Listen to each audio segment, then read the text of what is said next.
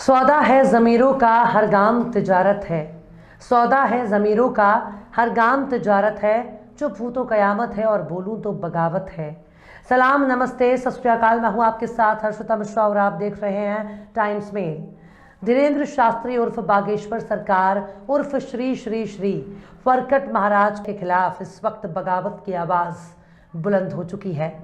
चमत्कार और दिव्य दृष्टि रखने वाली शास्त्री जी के छोरे की करतूत के खिलाफ अब संत समाज ही मोर्चा संभाल चुका है।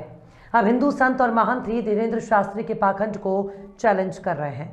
धीरेन्द्र शास्त्री की तमाम चोचले और प्रपंच की पोल खोलने में जितना बड़ा योगदान नागपुर के श्याम मानव का है, उससे 4 कदम आगे बढ़ते हुए अब खुद शंकराचार्य ने धीरेन्द्र शास्त्री के पाखंड पर सवाल खड़ा कर दिया है। अब किसी को ये कहने का हक नहीं है कि केवल सनातन धर्म पर ही क्यों सवाल उठाया जाता है।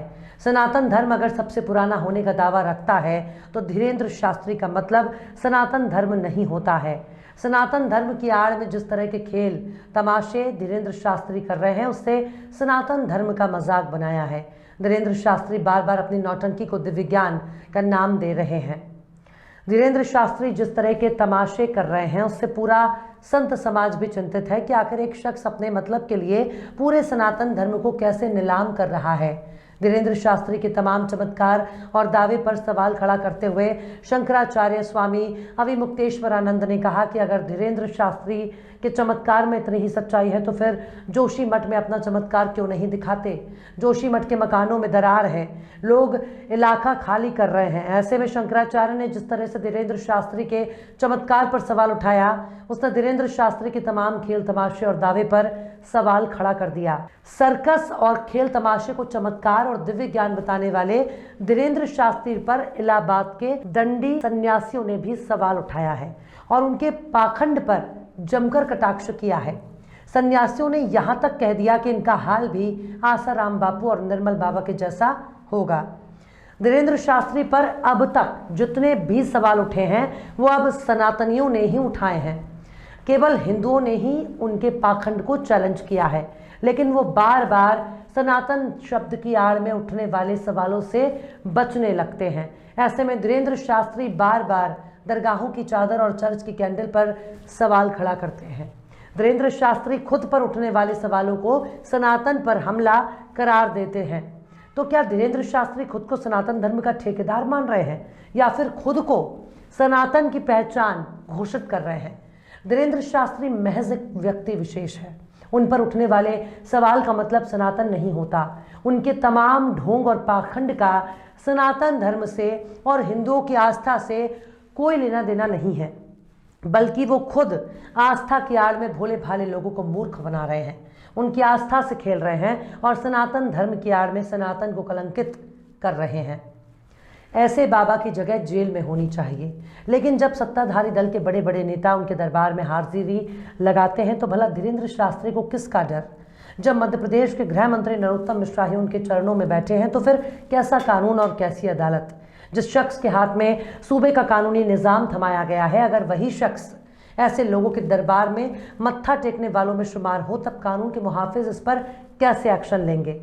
जब केंद्र का एक बड़ा मंत्री ही इनके आगे सिर झुकाकर खड़ा है तो फिर इसके खिलाफ एक्शन लेने की बात कोई कैसे सोच सकता है?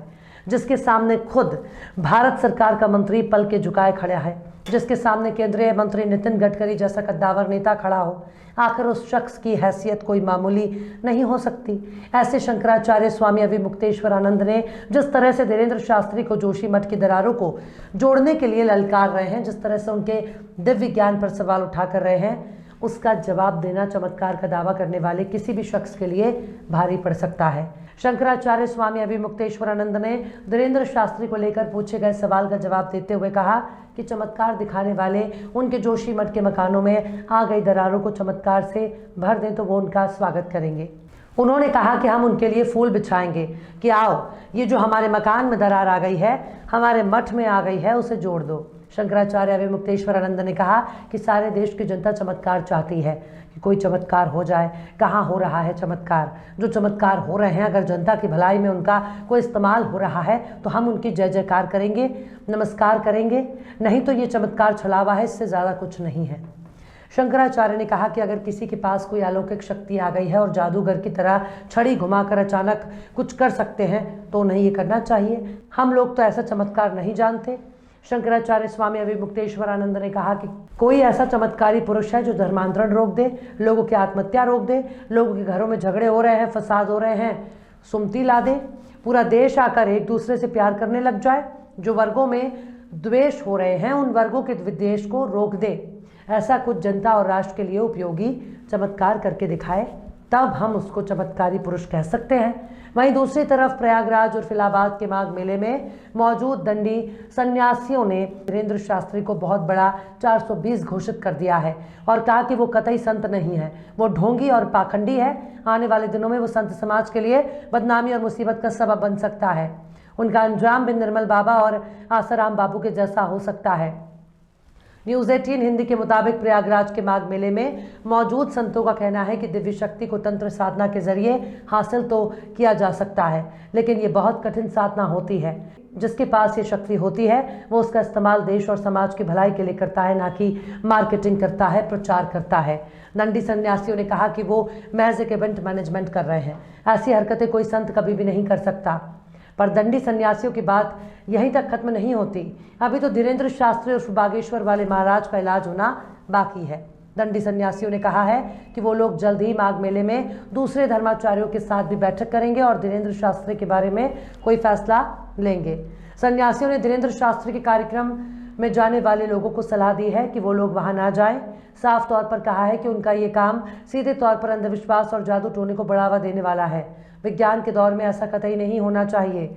सन्यासियों ने कहा कि धीरेन्द्र शास्त्री श्रद्धालुओं की भावनाओं से खिलवाड़ कर रहे हैं। संतों ने धीरेन्द्र शास्त्री को भी सनातन परंपरा की आड़ में लोगों को बेवकूफ बनाने से बचने की सलाह दी है।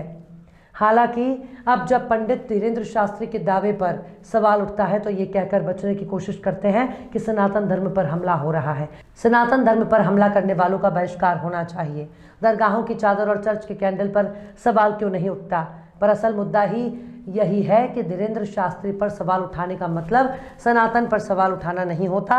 जब एक सनातनी पर सवाल उठाने वाले ही सनातनी हैं तो फिर सनातन पर हमला करने वाला कोई दूसरा थोड़ी ना है। नागपुर में धीरेन्द्र शास्त्री को चैलेंज करने वाले श्याम मानव भी हिंदू ही हैं, सनातनी हैं। जब सवाल उठाने वाले ही सनातनी हैं तो हमला कौन कर रहा है? मुसलमान और ईसाई बरसों पहले सनातनी हुआ करते होंगे, लेकिन आज उनको केवल खुद से मतलब है। आसाराम बापू, गुरमीत राम रहीम, निर्मल बाबा और बागेश्वर सरकार और धीरेन्द्र शास्त्री से मुसलमानों ईसाइयों को कोई मतलब नहीं है, ना ही इनके कुछ बनने और बिगड़ने से मुसलमानों का कोई नुकसान होने वाला है। बहरहाल चलते चलते आखिर में बशीर बद्र ने भी क्या खूब फरमाया है, मैं बोलता हूँ तो इल्ज़ाम है बगावत का, मैं बोलता हूँ तो इल्ज़ाम है बगावत का, मैं चुप रहूँ तो बड़ी बेबसी सी होती है।